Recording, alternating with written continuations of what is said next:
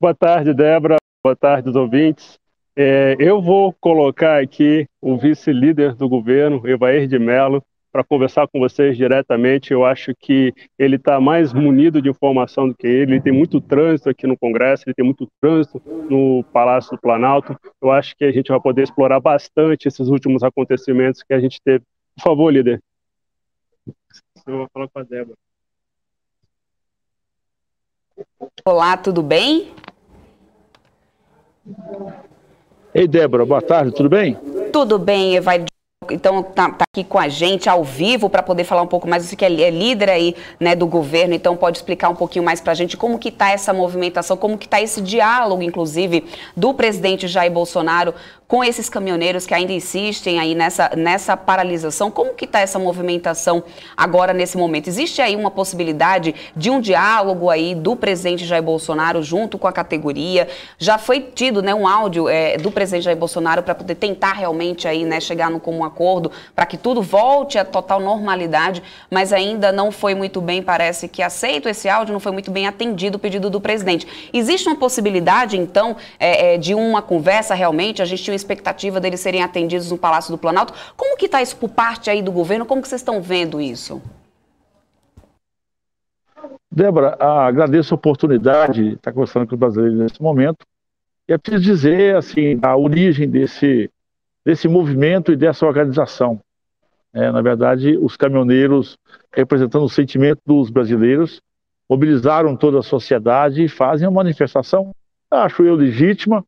Eles têm as suas insatisfações, parte delas já foram atendidas, o governo federal tem feito parte delas, e naturalmente, em função de uma combinação de fatores, ainda permanece essa insatisfação.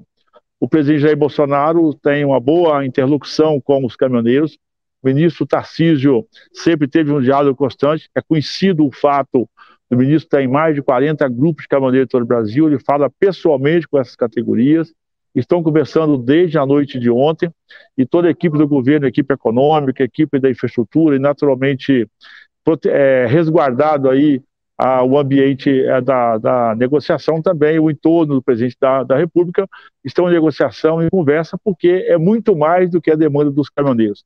A presença deles nos pontos de paralisação também representa uma insatisfação que extrapola uma agenda, como eu disse, específica de caminhoneiro, e também uma agenda que tem um diálogo com as questões republicanas. Portanto, o diálogo permanece, o governo está aberto, o governo está conversando, sabe da responsabilidade da parte do governo federal, confia naturalmente nesse entendimento, mas é preciso respeitar também a categoria, né? O governo não vai impor, porque essa é uma manifestação livre, uma manifestação voluntária, mas um bom diálogo vai prevalecer. O ministro Tarcísio, como eu disse, tem uma interlocução muito firme e propositiva com o setor de transportes.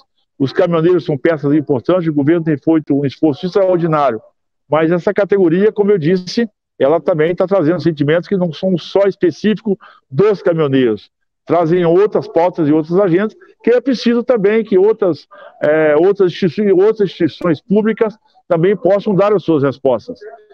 Tem demanda, sim, dos caminhoneiros e da pauta que eles apresentam, que é específica do Executivo, mas existem pautas do Legislativo, especialmente do Senado, que tem algumas pautas da reivindicação que estão no Senado, e naturalmente o Supremo também está sendo questionado. Portanto, todas as instituições precisam de assumir o seu papel e a sua responsabilidade diante desse movimento que está tendo em todo o país.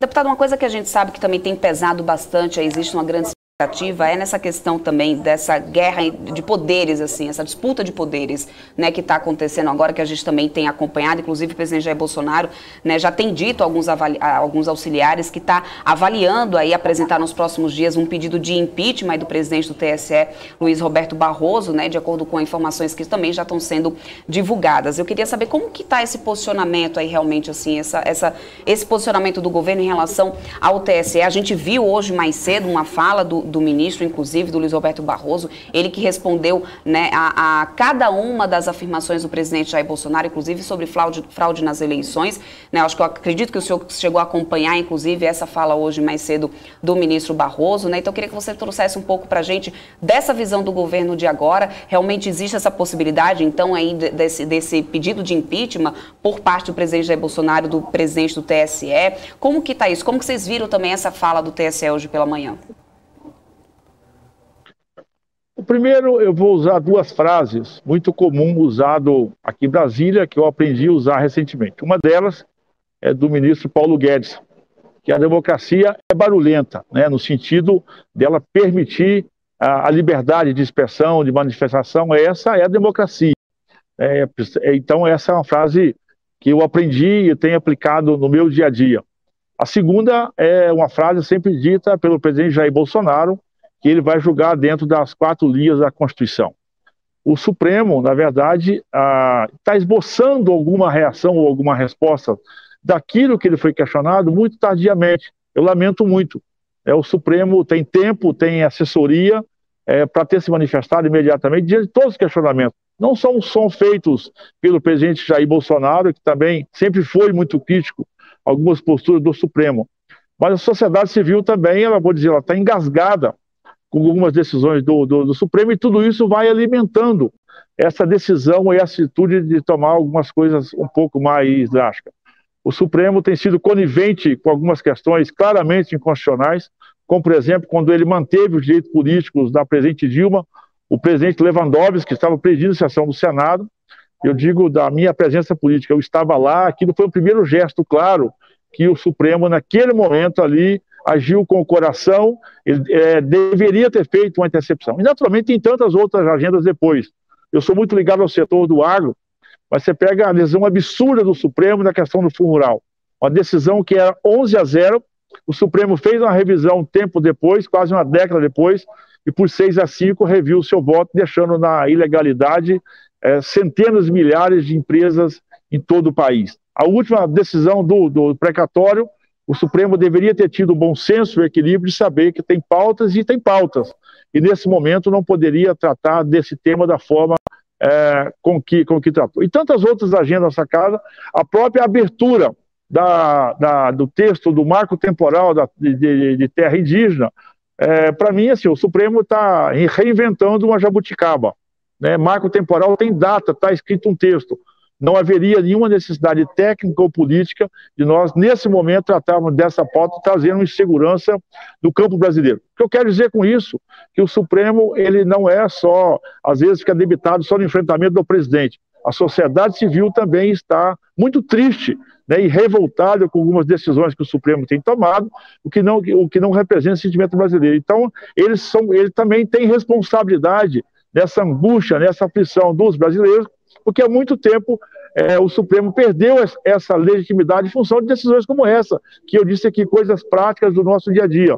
Um Supremo que se atém muito ao varejo e tardiamente está esboçando respostas. O próprio ministro Barroso, né, que tem publicações lindas e maravilhosas, todo acadêmico de direito eleitoral, principalmente, sempre leu o Barroso, e ele, na prática, hoje age completamente ao contrário daquilo que ele sempre apregoou. Você vê que ele, calma e lentamente, até de forma até disfarçada, vou dizer assim, começa a esboçar algumas reações para trazer transparência ao processo eleitoral, mas só agora, tardiamente, depois que a corda esticou, depois que chegamos ao limite do debate. Por que não fez isso imediatamente? Por que quando disse, na hipótese, se tem uma caixa preta, vamos abrir essa caixa preta? Não, negou, e agora começa a esboçar essas próprias reações.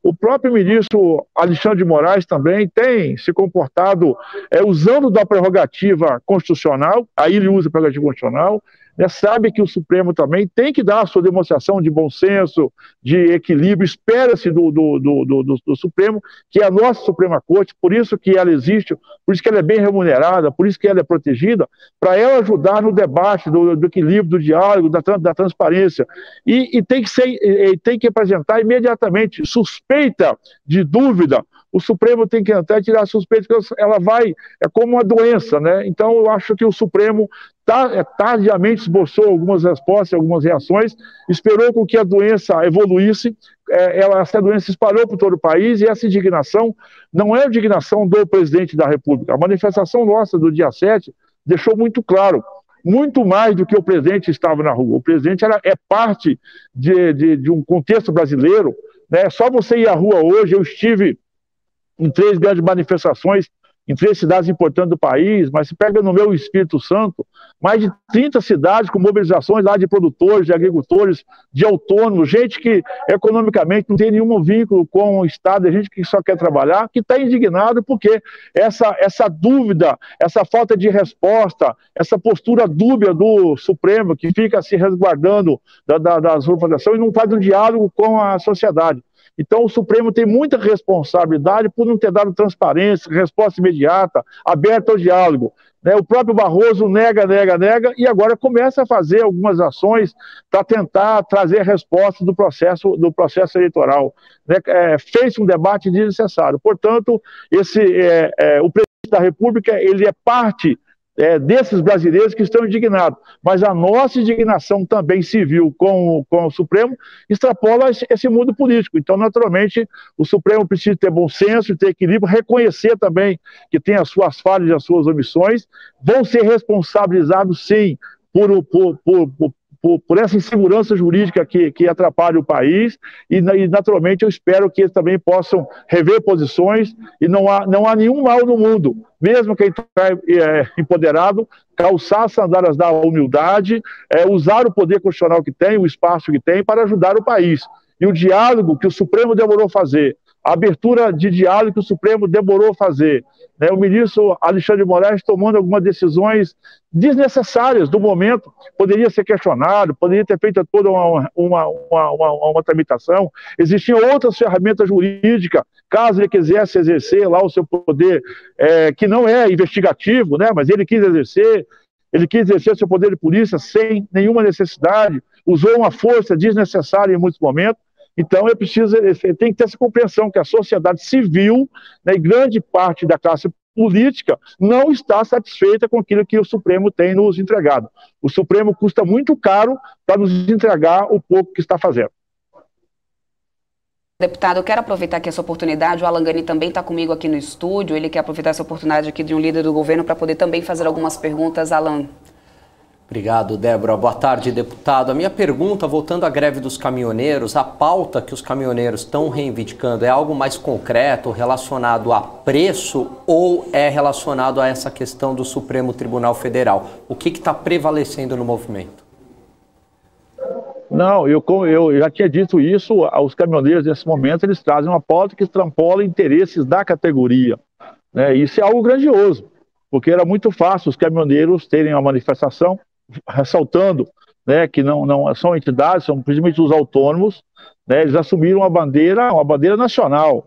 Por isso tem que manter o diálogo, tem que manter o respeito, tem que manter o entendimento, e graças ao ministro Tarcísio, como eu disse, tem ótimo diálogo, o presidente Jair Bolsonaro tem prestígio com a categoria, porque tem dado as respostas, mas esse custo Brasil, que não é responsabilidade especificamente do governo, naturalmente impacta na vida de todos nós. Muitos esforços estão sendo feitos, o governo tem feito um esforço extraordinário do ponto de vista econômico, do ponto de vista legislativo, eu mesmo sou autor de algumas proposições, mexemos agora nos caminhoneiros, a questão do peso da pesagem por balança, a questão dos pontos de carteira, protocolei hoje um projeto que eu tramito na casa há muito tempo, que é um refis das multas da NTT e DENIT para o setor de transporte motorista profissional do Brasil, e o governo, na pauta específica dos caminhoneiros, tem feito esse diálogo. Eu tenho certeza que se fosse só por essa pauta, nem teríamos essa manifestação. Mas os caminhoneiros também trazem uma pauta civil, uma pauta patriótica, uma pauta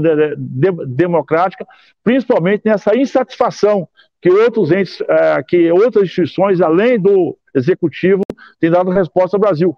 Caminhoneiro também é brasileiro, é gente que participa do nosso dia a dia, família do nosso dia a dia, então as pautas deles extrapolam somente decisões do Executivo. Eles também querem resposta do Judiciário, querem resposta do Legislativo, então cada um tem que fazer a sua parte. o governo executivo está fazendo a sua, o legislativo, a Câmara tem dado as respostas, o Senado está nos devendo algumas entregas mais pontuais, mas que são importantes também, porque destravar a economia, você melhora o ambiente de negócio para que os caminhoneiros possam prosperar o seu negócio. Nós temos muitas obras de infraestrutura que estão paradas, na questão do licenciamento ambiental, o marco de ferrovias, que se isso estivesse rodando, o ambiente da economia seria melhor, especificamente no setor de categorias de caminhões, isso seria muito importante, e o Supremo também. Os caminhoneiros têm postos que são específicos do Supremo, então é importante também que o Supremo também pudesse se manifestar e dar essa resposta, essa satisfação a essa categoria que nesse momento representa aí a grande maioria dos brasileiros que estão insatisfeitos com as entregas que o Supremo fez até aqui. O Gani tem mais uma pergunta para o senhor, deputado, só para poder a gente encerrar aqui então esse papo, já agradecendo muito a participação do senhor, só mais uma pergunta que o Gani tem aqui para o senhor. Ô deputado, essa questão dos precatórios, quando o Supremo Tribunal Federal, na figura do presidente, do ministro Fux, ele sugeriu, né, um parcelamento do que excedesse e o valor de 2016 corrigido pelo IPCA até a data de hoje, aparentemente agradou a equipe econômica e o próprio mercado. E agora parece que voltou atrás. Por que essa solução proposta pelo Supremo agradou a equipe econômica e a PEC dos precatórios não agrada tanto ou a equipe econômica ou o próprio mercado? Por que a solução deveria vir do Supremo? O Supremo, na verdade, acabou tratando de um tema que ele deveria ter discutido melhor, né? Não a questão do momento da nossa economia, o momento é um momento de responsabilidade, um momento mais de bom senso e equilíbrio que propriamente tratar ao rigor da lei, né? Esse bom senso e esse equilíbrio é que o Supremo precisa de ter esse diálogo mais permanente com o Legislativo, né, Câmara e Senado, o Congresso Nacional e com o Executivo. Todos nós temos responsabilidades. Então é saber o tempo e a hora. Nós estamos num esforço monstruoso para destravar a economia, nós estamos saindo do processo de pandemia, de onde o governo federal fez todos os esforços com muita competência. Nenhum país do planeta fez o esforço que nós fizemos de programas sociais, de intervenção. O programa de vacinação nossa hoje é referência no mundo. Vão finalizar setembro com vacina, né, com recurso para os hospitais. O nosso auxílio emergencial foi algo sensacional. O Pronamp foi algo espetacular, mas isso custa, né? Isso custa para a economia. Então, na minha avaliação, nossa avaliação, faltou, na verdade, ao Supremo o bom senso e o equilíbrio para sentar com a equipe econômica. Não é o texto, é o momento do texto, é a hora disso. Porque o nosso maior desafio agora é ter as reformas aqui na casa, estamos votando as reformas aqui na casa, ter uma boa economia, recuperar a economia, para que possamos retomar principalmente o emprego, né? O ambiente de emprego. O ambiente de emprego não é só público. Nós precisamos dar liberdade às empresas, abrir o setor privado, precisamos de privatizar as companhias, precisamos de destravar o nosso setor de infraestrutura. É esse ambiente que vai ser bom para o Brasil. Naturalmente, criando um ambiente econômico, atraindo dinheiro de fora. Quando eu atrair dinheiro de fora, eu vou trazer mais dinheiro na economia, vou ter menos dependência do recurso público. Isso vai ter um aspecto, principalmente, de segurar a especulação. Né? Especulação boa para ninguém nesse momento. E agradecer muito ao agro brasileiro. O setor do agronegócio, a agricultura brasileira, mesmo com a pandemia, continuou trabalhando, manteve o superávit da balança comercial, né, alimenta o mundo, né, o Brasil alimenta hoje 1 bilhão de pessoas, 5 vezes a nossa população. E, naturalmente, também nós temos disponibilidade física hoje de alimento para os brasileiros. Retomando a economia, retomando o poder de compra, nós voltamos ao equilíbrio. E sim é momento de estar discutindo outras pautas que não sejam pura e unicamente o restabelecimento do nosso setor econômico no pós-pandemia, porque nunca podemos esquecer que a pandemia ela não foi contratada por nós, né, não foi tratada por ninguém, um desafio global, né, nós estamos saindo dela e nós precisamos ter esse ambiente de enfrentamento, porque na pandemia não tínhamos também nenhuma verdade absoluta. Nós zerássemos hoje, ou seja, qual nação acertando? Nenhum. Todos os países fizeram tentativa e erro, e com certeza o Brasil é uma referência nesse modelo de enfrentamento da pandemia, que tem consequências econômicas. E agora é esse entendimento nosso para criar esse ambiente de tranquilidade, de normalidade, agora fazendo as rupturas necessárias burocracia e criando esse ambiente. Agora, não pode debitar somente na conta do Executivo, né? O Legislativo, historicamente, tem dívidas com o país e o Supremo também tem dívida com o país. Todo mundo tem que calçar a sandália da humildade. O Executivo está fazendo isso, a Câmara está fazendo isso. O Senado, eu que gostaria que um pouco mais, fosse mais proativo e efetivo, e naturalmente o Supremo também, se descer do pedestal um pouquinho e conversar um pouco mais com a sociedade, vir à rua escutar as pessoas, eles vão ver que pequenos gestos deles podem, na verdade, mitigar qualquer crítica que possa ser feita. Porque se está sendo questionado, tem que dar resposta, não pode negligenciar. E o Supremo foi questionado por muito tempo, ele negligenciou, ele virou as costas para a sociedade, chegou no ponto que está. Então o Supremo tem muita responsabilidade do momento delicado que nós estamos passando. Obrigado, deputado, pelas respostas. Passar aqui para a Débora continuar contigo. Obrigada, Alan. Deputado, eu queria até trazer agora aqui para o senhor uma notícia que acabou de sair agora, eu acabei de ler aqui, é que após o encontro com o presidente Jair Bolsonaro, caminhoneiros dizem que paralisação continua até ter um encontro com o Pacheco. Representantes do grupo dizem que a alta do combustível não é a pauta e que o presidente não pediu que o grupo se desmobilizasse. Inclusive, tinha-se uma expectativa aí que o ministro da Infraestrutura, Tarcísio de Freitas, fizesse uma declaração aí após essa reunião com os caminhoneiros, que começou ainda durante a manhã, mas os caminhoneiros surgiram aí no saguão do Palácio do Planalto, aí acompanhados por alguns deputados, né, bolsonaristas, a Carla Zambelli, o Major Vitor Hugo também, o Bibo Nunes, né, e aí então existe esse novo posicionamento aí, né, dos representantes dos caminhoneiros, dizendo que a mobilização deve continuar até então ter esse encontro aí com o Pacheco, ou seja, existe, então, por parte do governo, esse interesse de que essa mobilização continue? O que está acontecendo, então, nessa situação? É um diálogo? É para mobilização? Não, eu já respondi isso de forma indireta, vou ser bem objetivo. Parece, então, que a parte do Executivo, ela está solucionada, né? Quando os caminhoneiros resolvem, eu não estava nessa reunião de manhã, eu estava na outra pauta aqui na Câmara, na Comissão de Terrorismo, mas, como eu já disse, os caminhoneiros têm pauta que são do Senado e os caminhoneiros têm pauta que são do Supremo. Então, a pauta deles não é só para com o Executivo, né? Pela sua informação, eu volto a dizer, eu não estava acompanhando, eu estava na outra pauta, mas as pautas deles são pautas que extrapolam o setor de competência do Executivo. Então é bom sim que o presidente do Senado receba os caminhoneiros, e seria muito importante que o presidente do Supremo também receba os caminhoneiros, porque a insatisfação e as críticas deles, né, parece que com o Executivo evoluiu, né, as coisas estão caminhando bem, o Executivo está dando as respostas de sua competência. Agora, é importante que o presidente do Senado também dê as suas respostas, os receba e dê as suas respostas, os seus encaminhamentos, e que o Supremo também os receba. Acho que ele, como poder constituídos, tem a obrigação de receber a classe mobilizada e cada um fazer a sua parte. Como eu disse, não dá para debitar só na conta do Executivo, né? O sentimento é claro que o Executivo está no esforço, está mobilizado, está trabalhando e está dando respostas. Agora gostaria muito que o Congresso, que o Senado especificamente, que tem pauta travada lá, e que o Supremo também recebesse os caminhoneiros e viesse a público trazer os encaminhamentos e as respostas dadas para a categoria.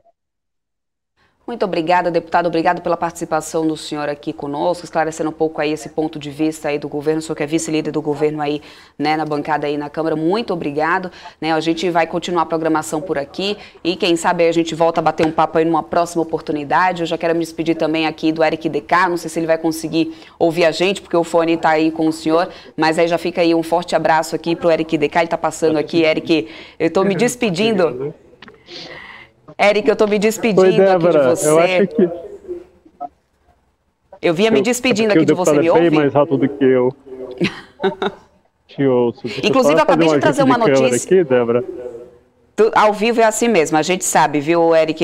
Te entendo bem, inclusive já tive algumas vezes aí nesse salão verde aí. Eu estava trazendo aqui uma última notícia para o deputado, inclusive, sobre essa questão dessa reunião aí dos caminhoneiros com o presidente Jair Bolsonaro, né? Que os caminhoneiros diziam que a paralisação deve continuar, né? Mesmo após esse encontro aí com o Bolsonaro, dizendo que a paralisação deve continuar, né? Até ter agora, então, um encontro com o Pacheco, né? E foi isso que eu estava tentando repercutir aqui, então, com o deputado. Parece que a gente ainda vai ver isso, essa pauta aí de paralisação, né, recorrente aí durante pelo menos as próximas horas, porque se encerrar, não se encerrou, né? Não sei se você está sabendo de alguma coisa dessa reunião que acabou agora, deve continuar mesmo? Você conseguiu apurar alguma outra coisa por aí, Eric? Pois é, Paulo, o Débora, desculpa. Eu acho que essa questão dos caminhoneiros, aquilo que a gente tinha sinalizado inicialmente, ainda está aqui, como o Dani até ontem trouxe para a gente a informação, os caminhoneiros estavam aqui próximo das praças dos Três Poderes, onde tem aqui um certo cerco policial, mas eu acho que está normalizada essa situação, tá? Há conversas, há buscas por entendimento, e há uma grande dificuldade sempre quando a gente trata de caminhoneiros, é de identificar quem são as principais lideranças desse movimento.